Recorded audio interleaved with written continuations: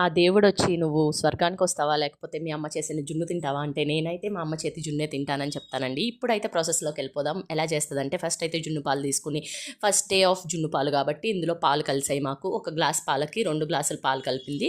ఆ పాలకు సరిపడా బెల్లం తీసుకుంది. అర లీటర్ పాలకి ఒక కుందు బెల్లం తీసుకుని దాన్ని మంచిగా తురుముకుని ఆ తురిమిన బెల్లాన్ని ఇందులో కలిపి దాంట్లోనే మిరియాల పొడి కూడా కలపాలండి. కలిపి కలిపి కలిపి కలిపి కలిపి ఆ పాలంటే ఏసి చూడాలి. మనకి బెల్లం సరిపోయింది అనుకుంటే ఓకే, లేదంటే ఇంకొంచెం బెల్లం యాడ్ చేసుకోవచ్చు.